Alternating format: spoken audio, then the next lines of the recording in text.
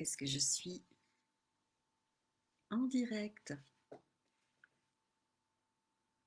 Il me semble que je suis en direct et je vous dis bonjour. Alors, c'est lancé. Je lance directement en natif sur Facebook, hein, je ne passe pas par Zoom. Donc, j'espère que ça va bien fonctionner. J'espère que vous allez être au rendez-vous pour certaines d'entre vous dans mon groupe. Est-ce que je suis bien au bon endroit? Je vais faire juste un petit checking, hein, le temps, comme tout direct, de vérifier. Euh, Hop, voyons voir. Mettez-moi un commentaire, un petit pouce tout simplement si jamais vous êtes là, que je sache que je suis bien en direct et surtout que vous m'entendez bien, hein, bien entendu, parce que le son parfois peut poser problème. Je vérifie, ça marche bien côté, voilà. Bon, je suis bien en direct. Alors, nous sommes ici pour un beau sujet qui, moi, me plaît particulièrement. Je vais patienter un tout petit peu. Hélène, bienvenue. Tout fonctionne, merci, merci. Tu sais, hein, voilà, et pour les personnes qui viendront en replay, vous savez très bien que entre le moment où je pose une question et le moment où vous écrivez, le moment où je reçois l'information, il y a un petit lag. C'est normal, donc on ne va pas s'étonner. C'est vraiment les principes de base d'un direct qui n'est pas si direct que ça. Il y a un temps de différé de quelques secondes. Nous allons regarder aujourd'hui et plonger dans cette nouvelle mouture que je vous ai concoctée pour cette année 2023. Alors, si vous avez suivi mes derniers posts, hein, sur ce groupe Libérer sa véritable nature, eh bien, vous avez pu constater en effet que je m'étais lancée début janvier sur une option, à une option de partage. Et finalement, j'ai fait marche arrière parce que je ne m'étais pas écoutée, parce que je n'avais pas écouté voilà, ce ralentissement intérieur qui m'invitait à poser les choses tout simplement et pas me précipiter sous prétexte que c'était la première semaine de janvier et qu'il s'agissait de démarrer quand je le sentais. Et, euh, donc, euh, et donc, j'ai laissé poser les choses et, et ça y est, je me suis dit, cette année, je vais vous proposer quelque chose de tout à fait nouveau, peut-être pour vous et certainement pour moi dans ma manière de vous apporter des éléments qui facilitent votre processus d'évolution, de compréhension, de connaissance de soi, de manifestation. Alors, pour moi, c'est pas nouveau. Pourquoi? Parce que vous savez, si vous me connaissez déjà, ça fait donc plus d'une dizaine d'années que je suis dans l'accompagnement, que je suis coach, que j'accompagne des collectifs dans les entreprises et des managers en individuel aussi, hein, bien entendu. Et donc j'ai vécu des tas de formations, j'ai vécu des tas d'expériences extraordinaires avec ces collectifs tumultueux qui nous brassent pas mal. Et dans toutes les pratiques que j'ai pu vivre, alors c'est moins vrai maintenant par rapport à certaines missions que j'ai, mais ça a été très vrai dans les 6 premières années que j'ai pratiqué. J'ai utilisé ce que j'avais appris, qui m'a vite passionnée. Vous allez comprendre pourquoi. Bonjour Cathy, bienvenue. Eh bien, j'ai découvert ce qu'on appelle les pratiques narratives et ce que l'on appelle le voyage du héros. Dites-moi si vous en avez déjà entendu parler, aussi bien pour les pratiques narratives que pour le voyage du héros. Même si vous êtes en replay, hein, je m'adresse aussi bien aux personnes qui sont en replay parce que je sais que, voilà, vibratoirement, elles sont déjà là. Dites-moi si vous avez déjà entendu parler de ces approches, hein, pratiques narratives, voyage du héros, puisque c'est exactement ce que je vais vous développer tout au long de l'année. Donc nous ne faisons que commencer, mes chers amis. Et pour moi, c'est un régal parce que je vais pas m'attarder sur le sujet, hein, mais c'est complètement en adéquation avec ma nature profonde. Jamais entendu parler, d'accord, eh bien ça va être une belle découverte. Moi, j'en ai la chair de poule déjà, rien que de vous en parler. Oui, pour le voyage du héros, Hélène, d'accord. Je vais vous donner vers une présentation succincte, bien sûr, parce on va prendre encore un petit temps ensuite pour développer cette première partie, hein, que je veux vous développer, celle que je vous ai annoncée dans l'événement. C'est important quand même que vous compreniez d'où ça vient tout ça. La première chose, c'est que le voyage du héros, c'est une élaboration structurelle qui a développé un monsieur qui s'appelle Joseph Campbell dans les années, je crois, 50. Je ne sais plus quand, il faudra que je révise mes leçons. Et Joseph Campbell, il a compris que dans tous les mécanismes de mythes, hein, d'histoire, il y avait des étapes systématiquement obligatoires. C'est-à-dire que c'est un processus naturel. Pourquoi il s'est intéressé à ça? Parce que c'est un ethnologue, c'est un homme qui s'est intéressé à l'histoire de l'humanité, qui s'est intéressé au processus donc de mythologie. Vous savez bien, si vous avez été un peu curieuse, de regarder le fameux Noah Harari qui a écrit Sapiens, notamment un sociologue extrêmement réputé aujourd'hui. Il dit que la particularité de l'être humain, c'est d'être capable de mythifier, de créer des mythes, de raconter des mythes. Et les mythes, selon Joseph Campbell, suivent cette notion archétypale que Jung a développée. Et les mythes, c'est aussi donc dans une structure, comme un nombre sacré qui se développe et qui a pour vocation d'agréger des énergies d'évolution de l'être humain. Moi, je le dis comme ça, hein, c'est mes mots à moi. C'est-à-dire que les mythes fondateurs, les mythes grecs, mais les mythes anciens, les mythes nordiques, Zeus, Thor, Apollon, les mythes comme Prométhée, toutes ces histoires mythologiques, elles condensent le propre de l'humanité et les archétypes, bien entendu, hein, c'est la notion archétypale.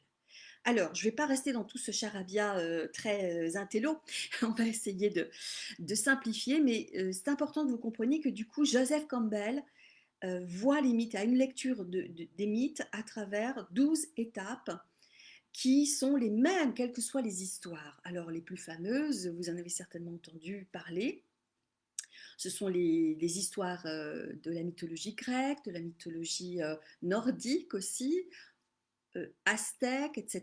Il y a des tas d'histoires partout. C'est le propre de notre manière de nous transmettre des choses importantes, hein, dans les peuples premiers.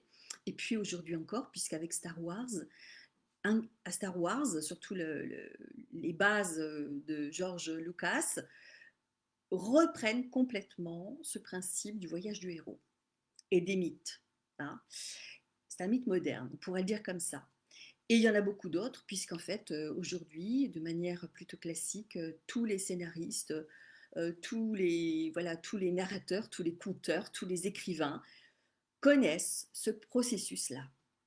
Mais, mais ce n'est pas que ça en réalité.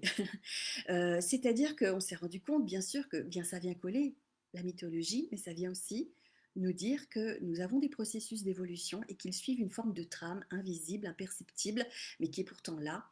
Et il y a quelqu'un de formidable qui est en Nouvelle-Zélande, qui s'appelle Michael White, qui a développé, qui a développé une pratique qui permettait justement de revenir à ce processus de conte, de narration.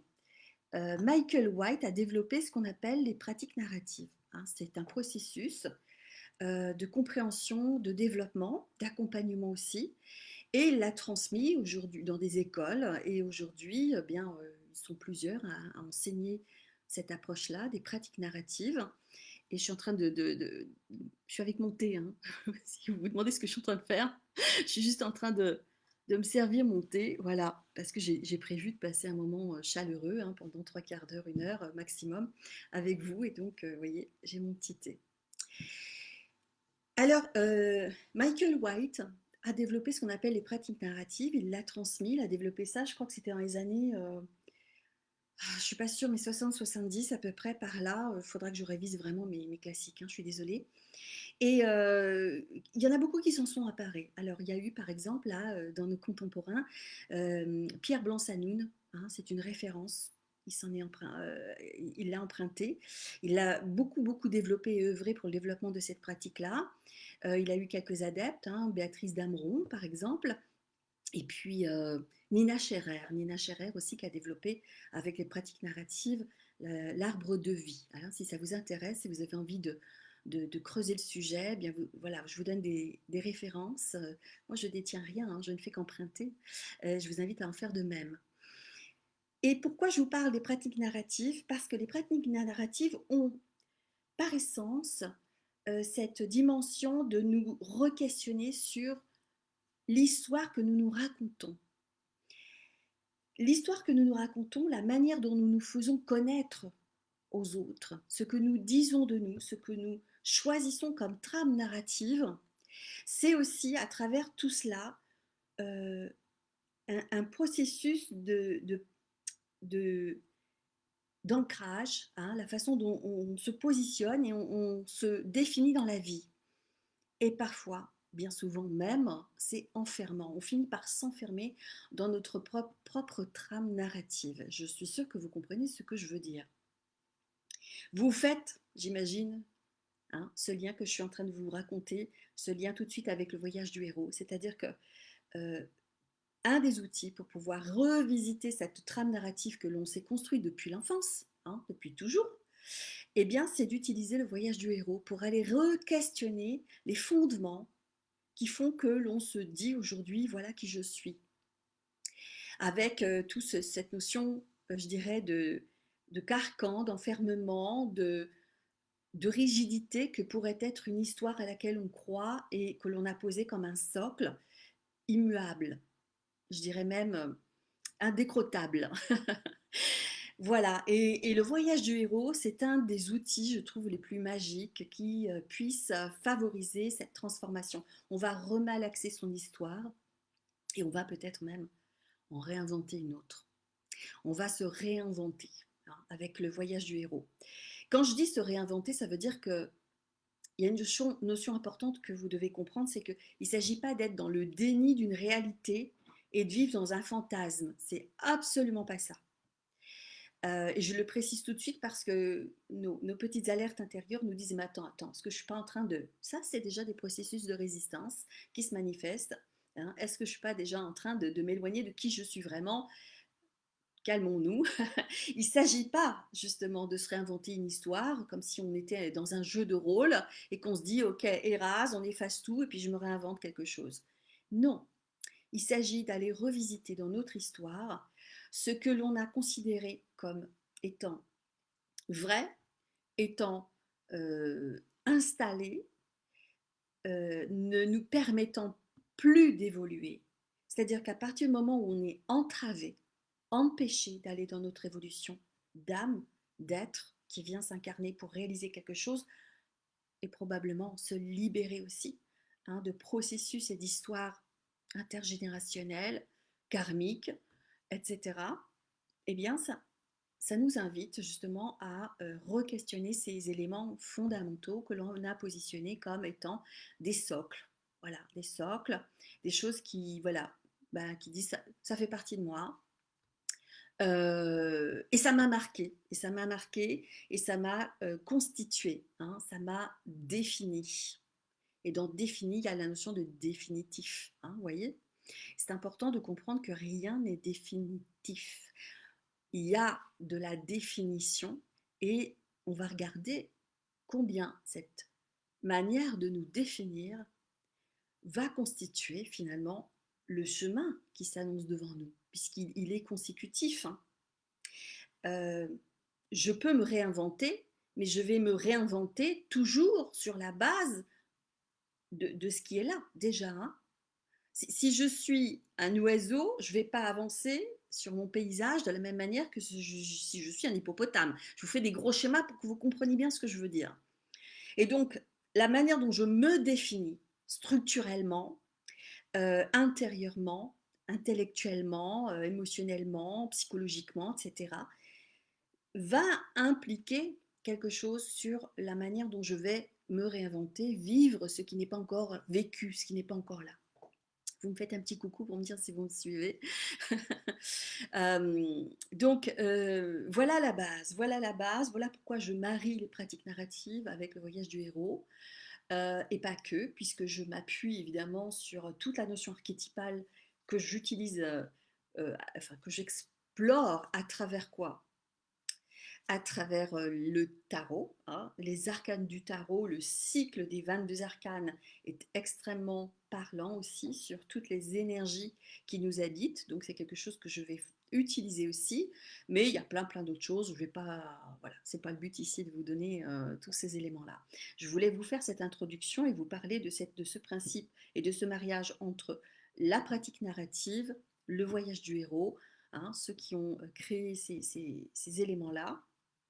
Et puis, maintenant, ce que je vais faire, donc, c'est de vous parler de cette première partie. Alors, je ne vais pas vous réénumérer les 12 étapes du voyage du héros maintenant, parce que, en gros, j'y passerai 3 quarts d'heure, c'est pas le but. J'ai déjà une vidéo dans ce groupe-là qui l'explique. Je vous la remettrai en lien en commentaire si vous avez besoin d'avoir déjà tous les éléments qui constituent le voyage du héros. Non, j'ai envie d'entrer directement dans le vif du sujet. J'ai directement envie qu'on parle de cette première partie. Alors, je dirais, de cette première phase qu'on appelle la phase d'appel, l'appel. Et il y a plusieurs parties, hein. Donc, on est sur la partie 1 de la phase d'appel. Vous verrez qu'on va décliner ça sur différentes rencontres, différents partages, dans le but de quoi? 1, de vous faire découvrir cette approche. 2, de vous faire découvrir comment moi je l'utilise, la déroule avec passion pour accompagner. 3, pour vous donner des trucs, hein, des pistes, des clés euh, durant tout ce processus qui vont vous aider je dirais, à commencer à comprendre comment vous-même, sans avoir forcément besoin que je vous accompagne, vous allez pouvoir dépatouiller un petit peu cette histoire dans laquelle vous êtes, cette histoire que vous êtes construite. Alors, déjà comprendre cette histoire dans laquelle vous êtes construite, hein. Je ne suis pas dans un accompagnement qui vous aide maintenant à déconstruire pour reconstruire. Ça, c'est un accompagnement qui nécessite vraiment un autre processus. Donc, on va s'arrêter simplement, que vous compreniez ces 3 aspects. Euh, qu'est-ce que ça apporte, comment moi je l'utilise et qu'est-ce que vous pouvez en faire un petit peu au fur et à mesure des rencontres qu'on va vivre ici. Alors pour cette première rencontre, cette première partie de l'appel, eh bien c'est le tout début, hein, du voyage du héros, ce héros, cette héroïne qui sommeille en vous, ces héros qui ont finalement peut-être traversé votre vie, ces héros qui ont été des figures de votre vie, comme des parents, des personnes, des instituteurs, peu importe. Mais en tout cas, c'est vous et c'est les autres, hein. Donc on va toujours retrouver cette notion de héros un peu partout. On a 3 grandes phases dans le voyage du héros.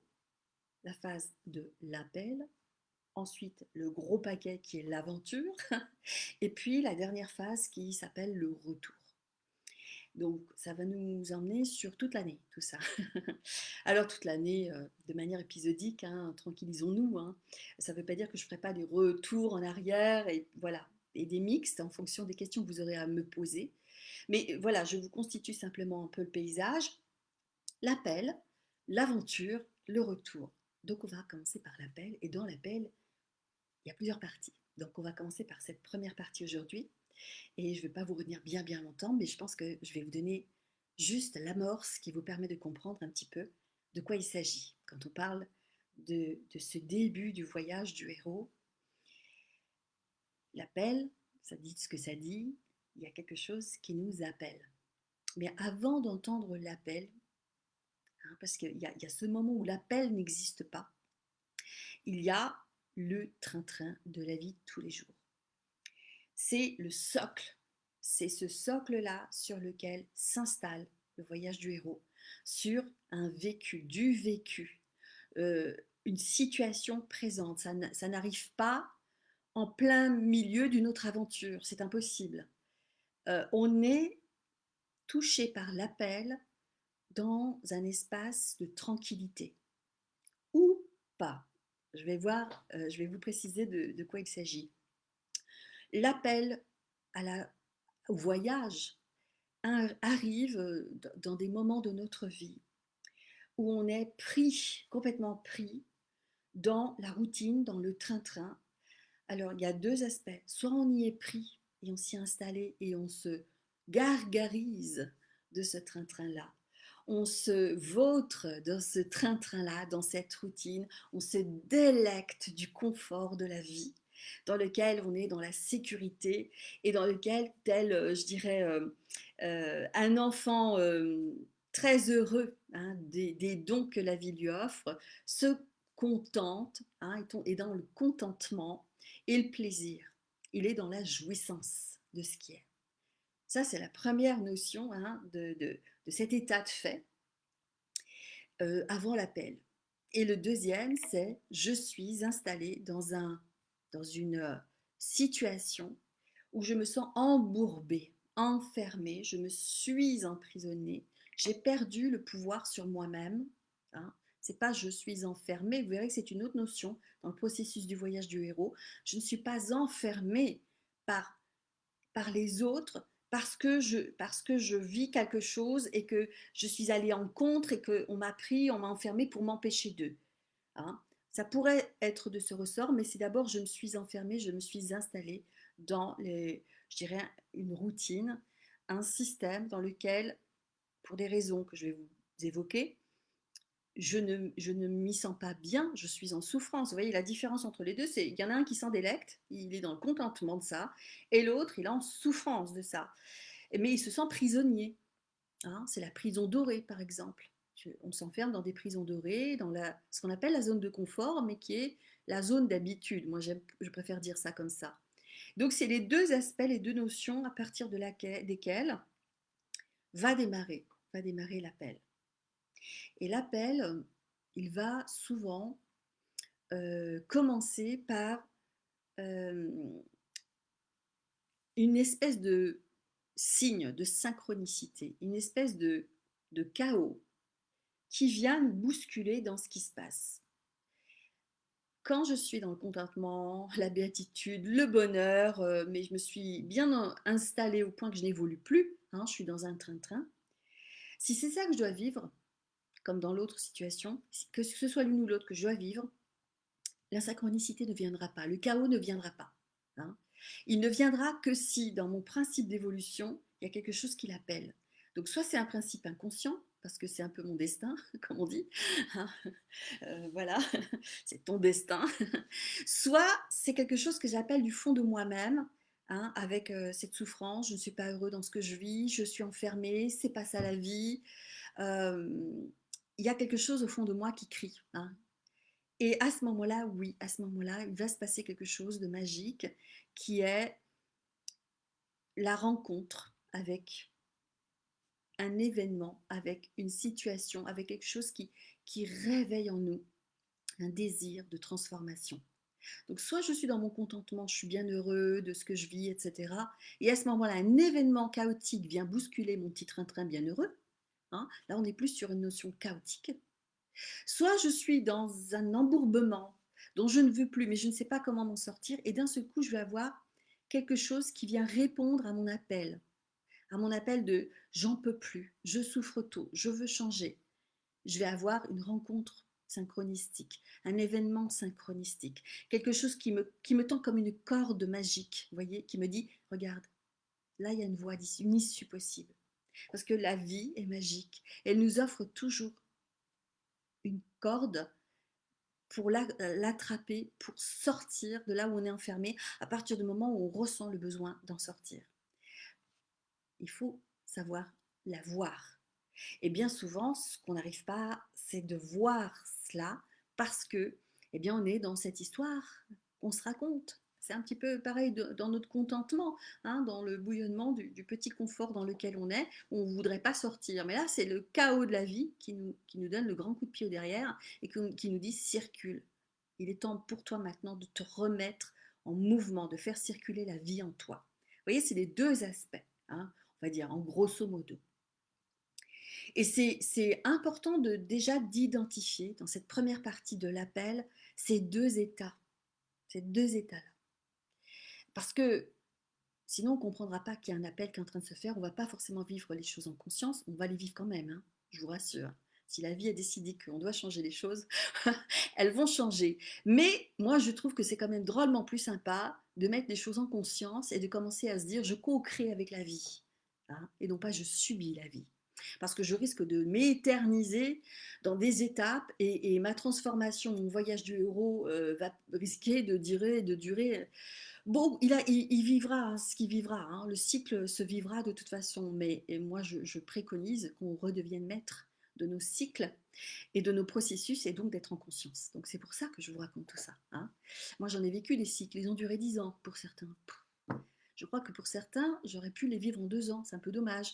Mais c'est jamais dommage. Ça m'a appris certaines choses et je vous invite aussi à accepter que ce que vous avez traversé, vous l'avez traversé avec la temporisation et les éléments qui étaient présents, qui devaient se faire comme ça. Donc on ne regarde pas de regret, tout est juste, mais on se dit maintenant, j'ai la possibilité de co-créer avec la vie et donc je vais commencer à regarder comment je vais transformer les choses de mon existence avec la vie.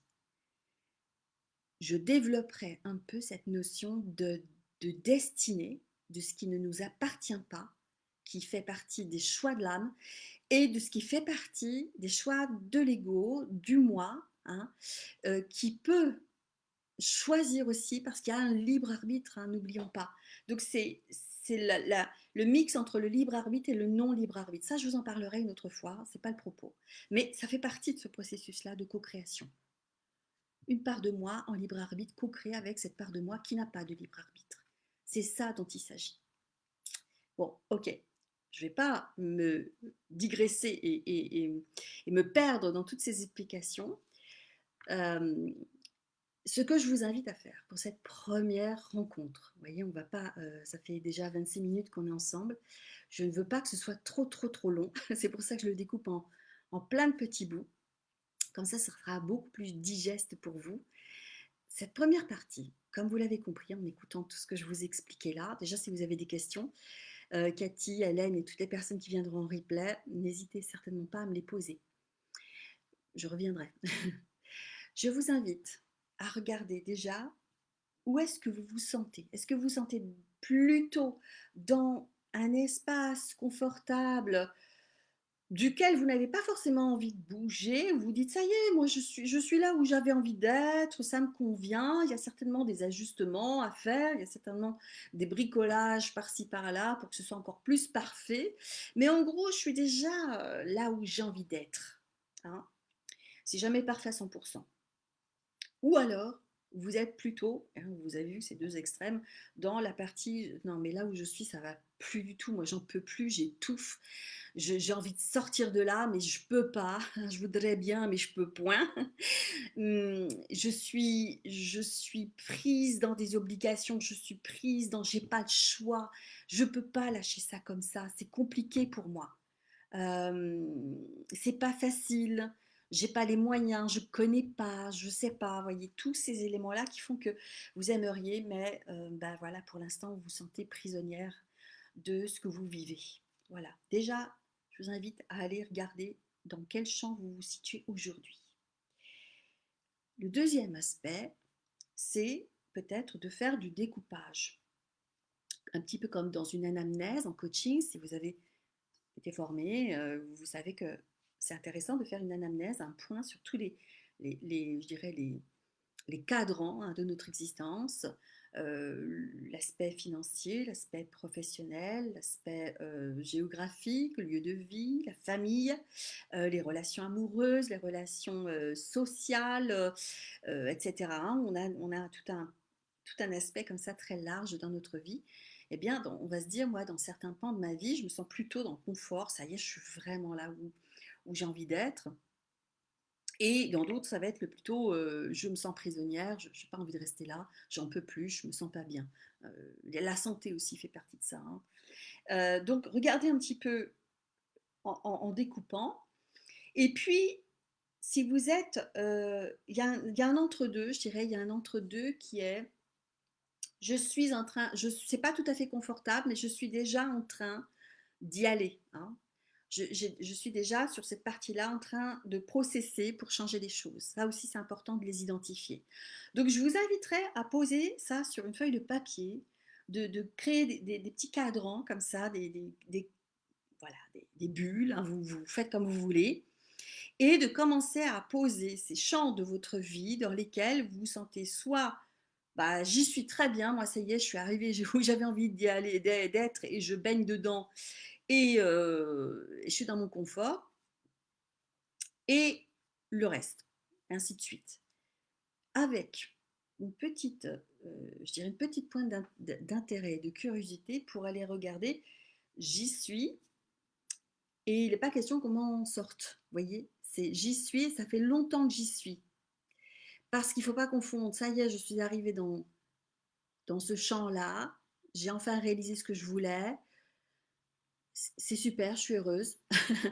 Et bah, ça fait 20 ans que j'y suis, moi je ne me suis jamais posé la question, hein, vous voyez, c'est là où un jour ou l'autre peut-être le chaos risque d'arriver, parce que vous ne vous posez plus de questions à ce sujet-là. Donc regardez aussi dans des aspects de votre vie où ça ne se questionne plus depuis la nuit des temps.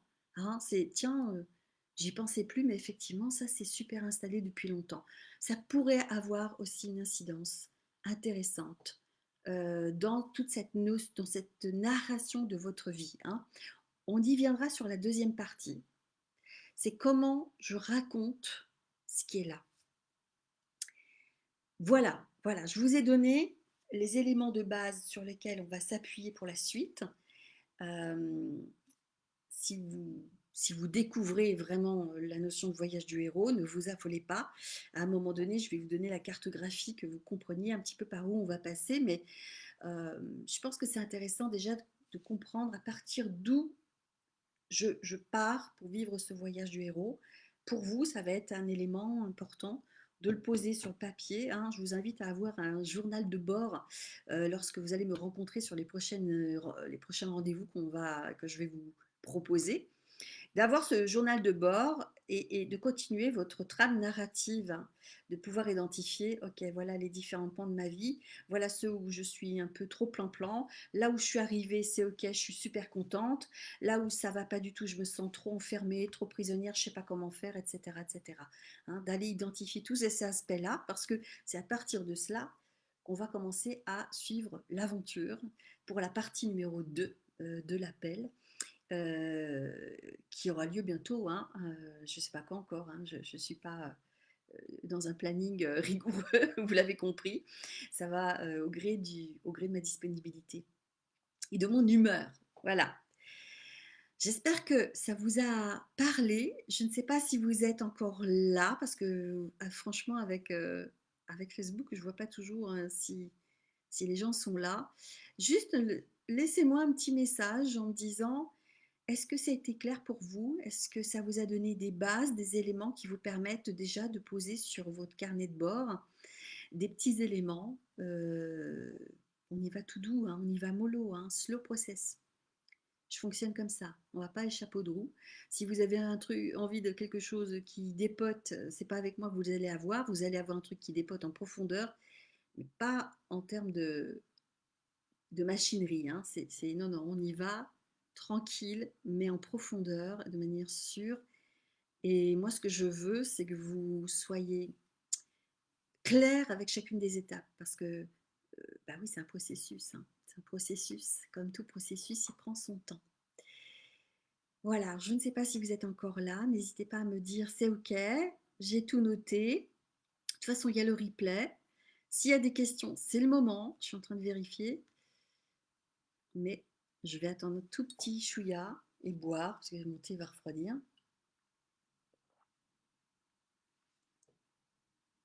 Juste dites-moi si c'est OK pour vous. Je vais clore ici de toute façon.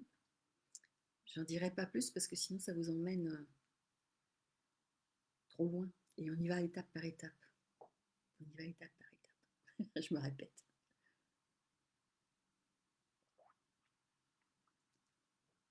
Hélène, tu dis que tu as entendu l'appel et que tu fais les premiers pas pour le moment. OK, dans le champ professionnel, j'imagine, en termes de transformation de vie, Tu vois, je t'invite à être précise dans ton carnet de bord, pas forcément à me le partager ici, hein, mais si tu as envie, tu peux le faire, hein. Vraiment, c'est bienvenu. Je vous donnerai des tas de pistes et de réponses et de petites billes pour vous aider. Tu as entendu l'appel, mais tu fais les premiers pas. Bah, tu as entendu l'appel, tu fais les premiers pas, donc tu es déjà, hein, le bras bien entamé dans le processus du voyage du héros. Ça va être intéressant que tu vois au fur et à mesure des rencontres où tu te situes, ce qui va être extrêmement aidant pour la suite du voyage. On en est qu'au tout début, hein, mesdames. Cadre d'un projet de reconversion. Alors ouais, si tu as entendu l'appel, moi je sens que c'est pas d'hier, hein, que tu l'as entendu, c'est pas tout nouveau, c'est pas depuis 2022, c'est plus lointain que ça. Parce que quand on entend un appel, vraiment l'appel de fond, il peut durer un certain temps. Ça peut être d'un coup, c'est vrai, mais moi ce que je sens, c'est que toi, c'est pas d'hier, hein. C'est peut-être d'avant-hier. Et on peut entendre l'appel pendant longtemps, hein. Quand on est dans la partie, vous savez que je vous disais, embourbé, embourbé, hein, moi je l'ai connu, j'ai entendu l'appel pendant 5 ou 6 ans, hein. Alors l'appel, j'étais dans la phase d'appel. Moi, oh, l'appel est là. L'envie, j'étais dans la... Mais alors, je ne mettais rien en concrétisation derrière qui me permettait de répondre à l'appel. On va voir ça dans la partie prochaine, hein. Comment je réponds? C'est quoi répondre à l'appel? Qu'est-ce qui va se passer? Tout ça, je vais le développer, bien entendu. Voilà, charmante dame. Je vous retrouve donc pour une prochaine rencontre sur toujours l'appel, parce qu'on va encore rester un certain temps sur l'appel, avec la partie 2, hein, de l'appel. Tes premiers pas. Oui, donc tu as bien amorcé, ok, génial. Garde bien ton carnet de bord avec toi pour les prochaines rencontres, parce que du coup, les processus vont être intéressants à regarder. Je vous salue. Je vous dis à très bientôt. Prenez soin de vous. Et puis, voilà, d'ici là, ben, continuons, hein, continuons, comme on dit. Bye bye.